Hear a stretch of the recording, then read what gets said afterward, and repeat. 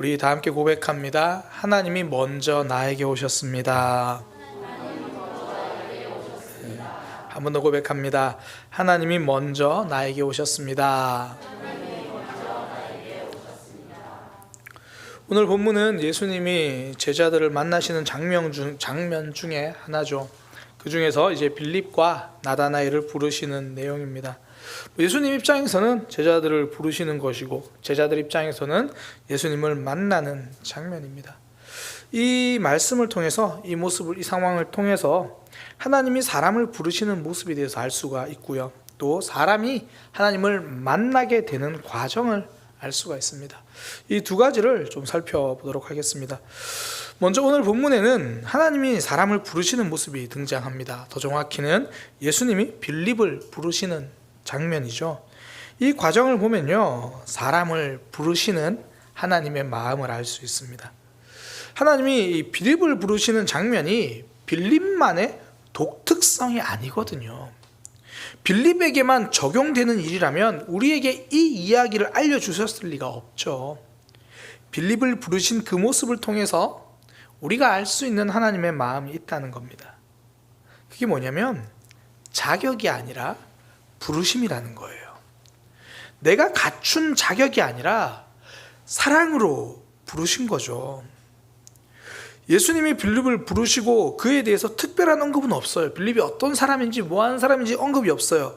그러나 성경이 한 줄 빌립에 대해서 기록하는 게 그의 출신입니다. 빌립과 안드레, 베드로가 한 동네 벳세다 사람이다, 이렇게 말합니다. 이 벳세다는 갈릴리 호수 북쪽에 있는 강변에 있는 마을이에요. 그러니까 여기서 말하는 게 굉장히 선명합니다. 벳세다 마을에 산다, 이 말은 대단한 사람들이 아니다라는 거예요. 한마디로 시골 깡총 출신인 것을 말하는 거죠. 굳이 그걸 언급해 줍니다. 오늘날로 말하면 뭐 좋은 학벌의 사람 아니고 대단한 출신의 사람 아니라는 뜻입니다. 더욱이 이 요한복음은요, 다른 복음서보다는 더 예루살렘이라는 지명에 대한 강조가 있어요.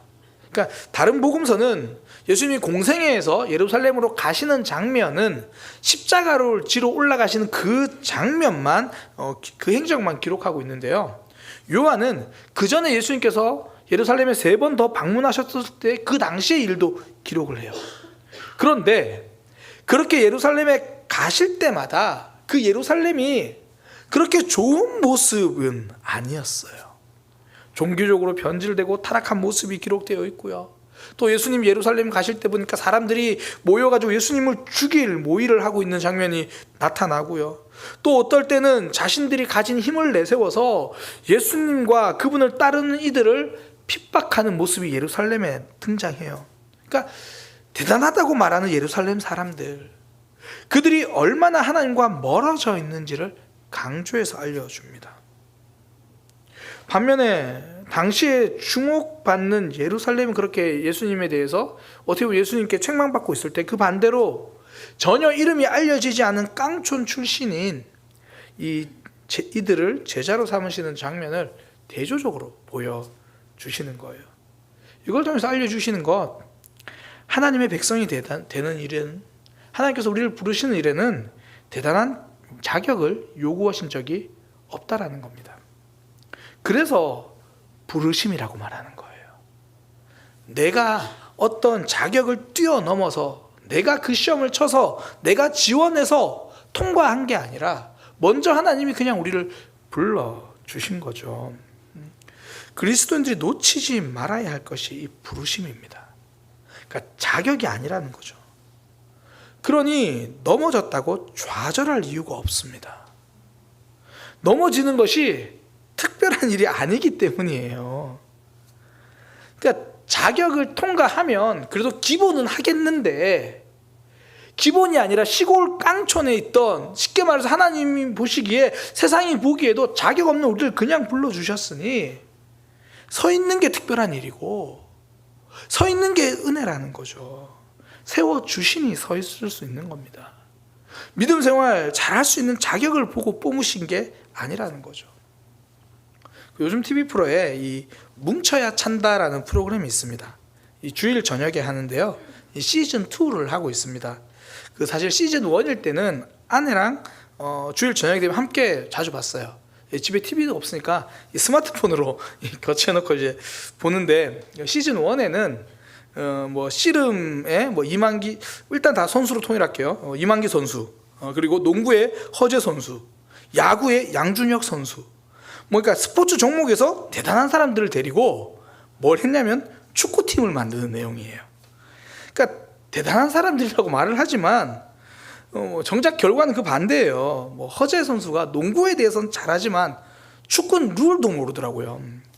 그러니까 이만기 선수도 양준혁 선수도 탁월한 모습이 아니라 허둥대는 모습이 처음에는 훨씬 더 많았어요. 그래서 이 프로가 스포츠 프로그램이 아니라 예능 프로그램인 거죠. 그러니까 거기 뽑힌 사람들을 축구의 재능이나 능력을 보고 뽑은 게 아니었어요. 그러니까 재밌더라고요. 그러니까 그들의 경기력이 조금씩 나아지는 것을 보고 또 높은 시청률을 기록하기도 했고요.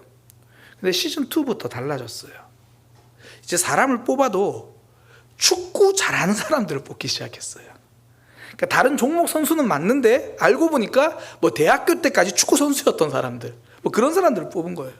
그러니까 이전 같은 재미가 없어요. 이전에는 잘못해도 즐거웠어요. 처음부터 잘하는 사람 뽑은 게 아니니까 그냥 열심히 하는 모습을 보기 좋은 거예요. 그러니까 다들 축구 룰도 모르니까 이 밖으로 나가는 공을 어떻게 던지는지도 모르는 사람들이었어요. 자격을 보고 뽑지 않았으니까 잘 못한다고 사람들이 싫어하지 않더라고요. 뭐 열심히 하지 않은 모습 때문에 뭐 싫어할지 몰라도 실력이 없다고 왜 그렇게 룰도 모르냐고 비난하진 않아요. 자격을 보지 않았으니 못해도 비난하지 않습니다. 우리의 믿음 생활이 그래요. 하나님이 처음부터 보니까 서울에서 신앙생활 잘할 만한 사람들은 답심리 장한담이 다 모였구나, 내가 그 사람들을 뽑아야겠다 그랬으면 참 좋겠는데 그렇게 부르신 게 아니라는 거예요. 그런 자격이 아닙니다. 그냥 사랑하셔서 불러주셨습니다. 그러니 우리가 넘어진 모습을 보고도 화를 내시기보다 안타까워 하시는 거죠. 왜 넘어졌냐고 책망하시기보다 다시 일으켜 주시고 다시 세워 주십니다. 그걸 알 수 있는 가장 놀라운 성경의 사건, 예수님의 12제자들을 보면 알 수 있죠. 스스로 목숨을 끄는 가룟 유다 말고는요, 정말 저렇게 넘어지고도 예수님의 제자가 될 수 있구나를 우리에게 보여주는 거죠. 성경의 패턴이 그래요. 항상 용서받을 수 있는 길을 먼저 열어주세요. 레위기에서 율법을 알려주잖아요. 그런데 레위기를 딱 펴면 율법이 나오는 게 아니라 제사가 먼저 나와요. 용서받을 수 있는 제사법을 먼저 알려주십니다. 너희가 앞으로 율법을 받게 될 건데 그거 율법을 받고도 너희는 죄를 지을 거야. 그러니 이렇게 하면 용서받을 수 있어. 책망이 목적이 아니기 때문입니다. 그래서 세상은요, 넘어지면 탈락시키지만 성도는 넘어지면 하나님께로 나오는 거예요. 예배가 그렇잖아요. 기도의 자리가 그렇잖아요. 이게 부르심의 은혜입니다.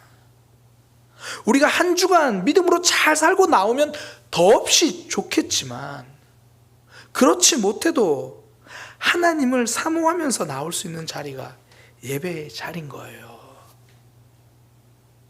제가 이전에 설교 세미나를 할 때요, 설교 세미나 선생님께 배울 때 목요일마다 갔었는데요, 정말 가기 싫은 날이 있어요. 언제냐면 숙제를 하지 못했을 때예요. 분명히 선생님이 주어진 숙제 어떻게 했는지 확인하실 거고 일주일에 책 몇 권 받는지 확인하실 거고 그거 못했으면 그 자리가 너무 가기 싫은 거예요. 그때는 성도님들 누가 신방 요청 없나, 급한 신방 요청 없나, 막 그런 생각이 막 들어요. 세상에서는 내가 못한 모습이 있으니까 나가기 더 힘들어져요. 그런데 하나님 앞에는 내가 못했으니까 나갈 수 있는 거예요. 그게 예배의 자리죠. 나는 나에게 실망해도 하나님은 여전히 신실하게 우리를 붙들어 주시죠. 자격 보고 뽑으신 게 아니니까. 사랑으로 불러주신 거니까. 그러니까 그냥 있는 그대로 하나님 앞에 서는 거죠. 그러니까 벳세다 출신인데 굳이 예루살렘 출신인 것처럼 신분 세탁할 필요가 없다라는 거예요. 그러니까 말씀보다는 물고기 잡는 게 더 익숙한데 굳이 예루살렘의 율법 교사들 흉내 낼 필요가 없는 거죠. 부족하면 부족한 대로, 연약하면 연약한 대로, 때로는 베드로처럼 좀 와일드하면, 좀 과격하면 과격한 대로. 정말 신기한 게요, 신앙생활은 아무리 해도 익숙해지지가 않아요. 꼬마들은 태권도를 다니고 피아노를 다니면 시간이 지나면 이 발차기 자세가 나오더라고요. 피아노도 둥당둥당 거리며 이것저것 칠 줄도 알게 돼요. 제가 요즘 전도사님 보면서 느끼는 건데, 헬스도 열심히 하면 몸매가 달라질 수 있구나 제가 느껴요. 저한테는 쉽지는 않더라고요. 뭐든지 계속하면 좀 익숙해지고 좋아지는데, 신앙생활은요, 저 같은 경우에 제가 교회를 다닌 지는 30년이 지났거든요. 그런데 아직 익숙하지가 않아요. 제가 주일학교 때 들고 다니던 성경이 바뀌지 않았어요. 물론 이제 번역만 살짝 바뀌었지만 내용은 그때 성경이 아직 그대로예요. 내용이 달라진 것도 아니고 새로운 것을 배우는 것도 아니고, 그런데 늘 어려워요. 은혜로 구원받은 사람이지만 여전히 옛사람의 모습이 남아있기 때문에 신앙생활은 늘 어려워요. 그런데 감사하게도 하나님은 이 모습을 다 아시는 거죠. 원래 그렇게 불러주셨으니까. 그런 있는 그대로 하나님 앞에 설 따름입니다. 자격으로 합격시켜 주신 것이 아니기에 대단한 자격을 가진 것처럼 꾸미지 않아도 되더라고요. 은혜와 사랑으로 불러주셨던 것처럼 언제나 그냥 그 은혜 때문에 또 엎드리고 그 사랑 때문에 또 예배 자리로 나오는 거죠. 그 사랑을 기대할 뿐이에요. 벳세다 출신의 빌립을 부르신 예수님, 그렇게 자격 없는 우리를 은혜로 먼저 불러주셨습니다. 예수님 제자 자원 먼저 하고 자격 시험 치고 통과한 거 아니라는 거예요. 우리는 그렇게 부름받은 사람이기에 우리의 이 모습 그대로 하나님은 받아주십니다. 두 번째, 나다나엘이 예수님을 만나는 장면을 통해 우리가 알 수 있는 게 있습니다.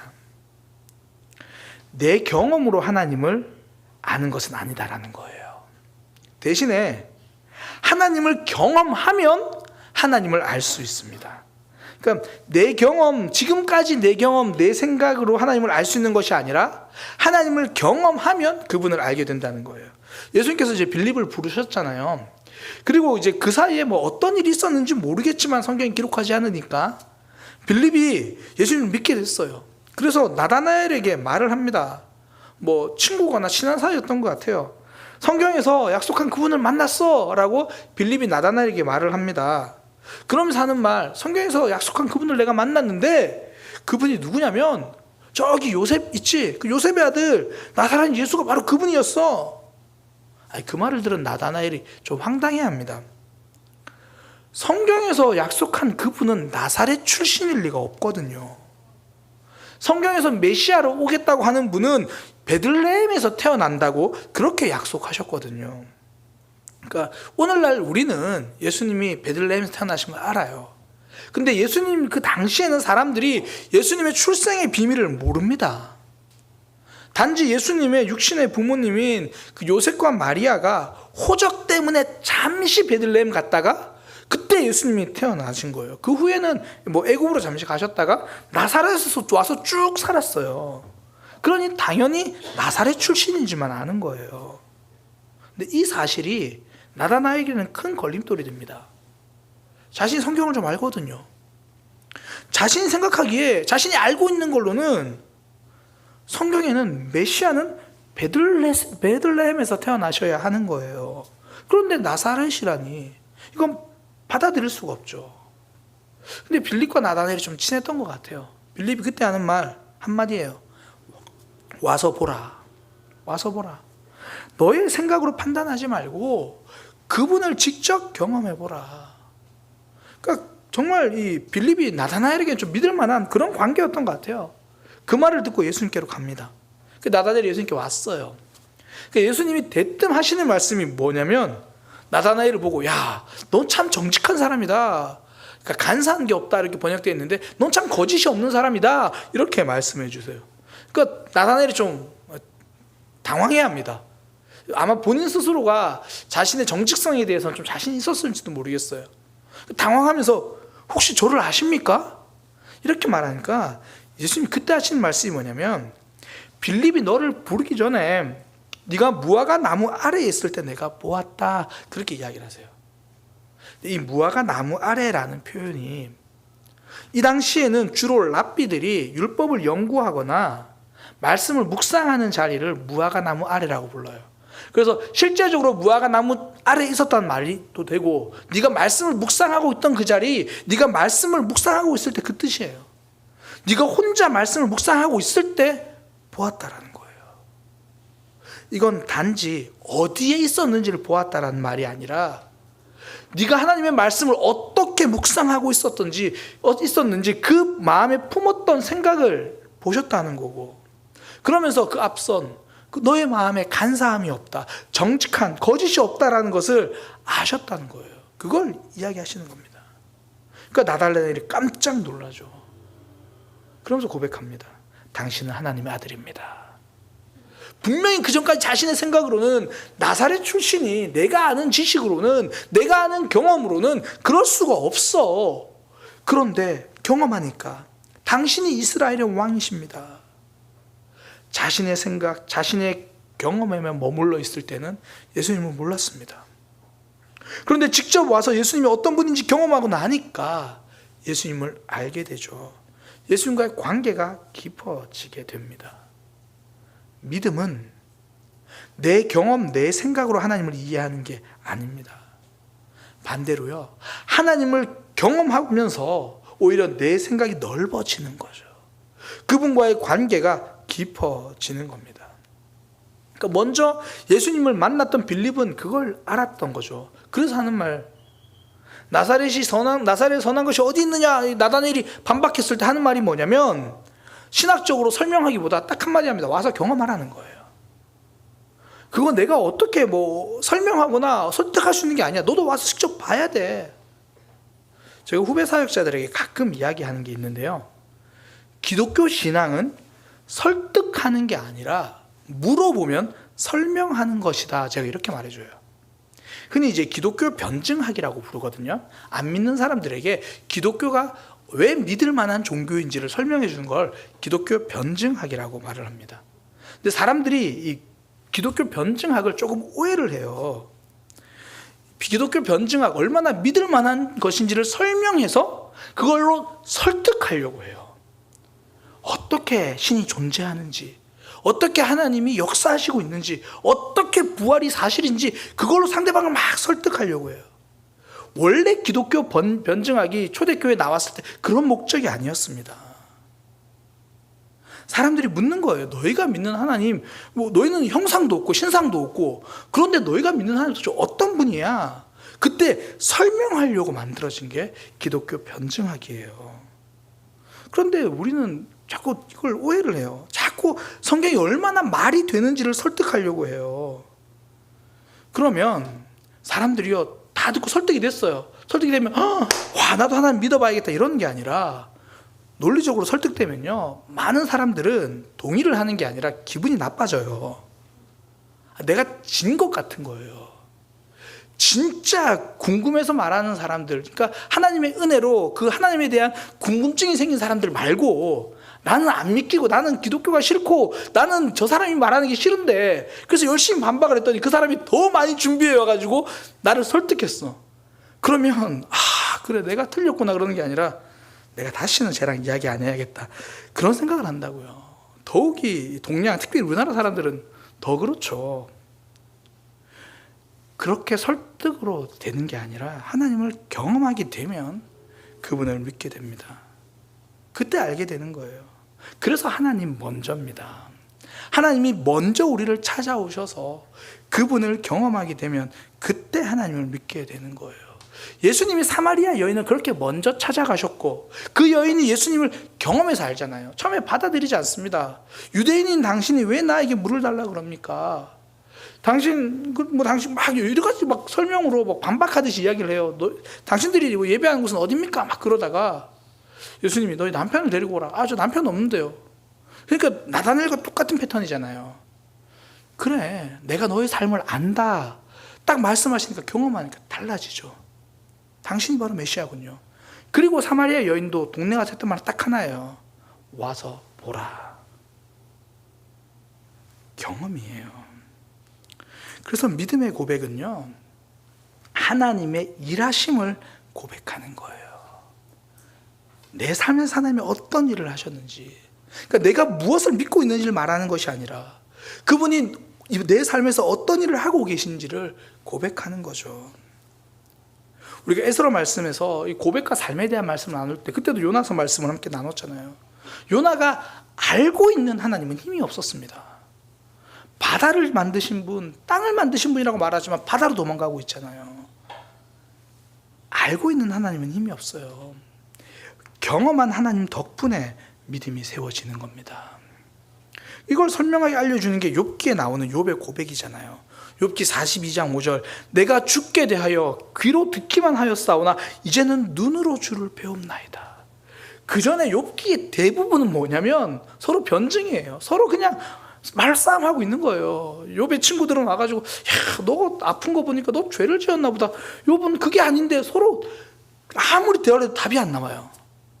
그때 하나님은 어떤 일을 하셨는지에 대해서 욥에게 이야기를 하니까 욥이 그제서야 알겠다고 말하면서 더 이상 내가 죄가 없다고 말하지 않고 오히려 회개하겠다라고 이야기를 해요.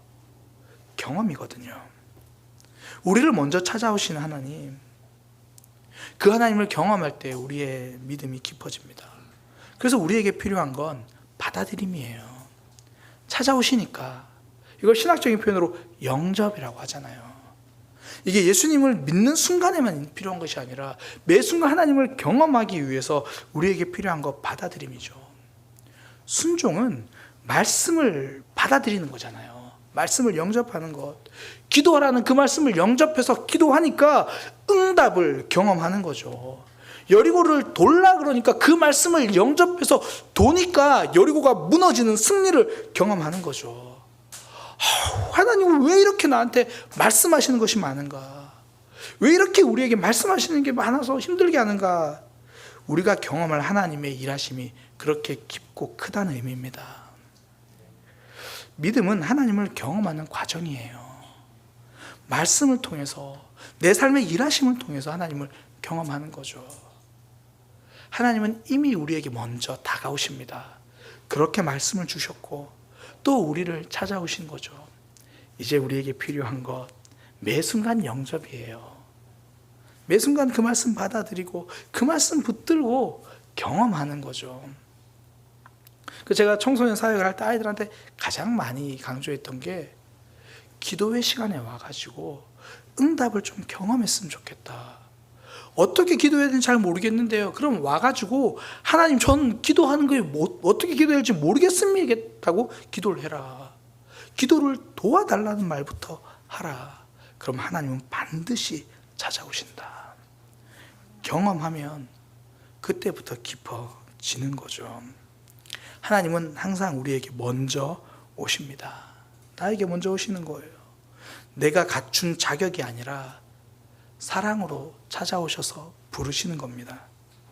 또한 내가 지금까지 가진 내 경험으로 이해하는 것이 아니라 내 생각으로 찾는 것이 아니라 먼저 찾아오신 그분을 받아들일 때 우리는 경험하게 되고 또 깊어지게 되는 겁니다.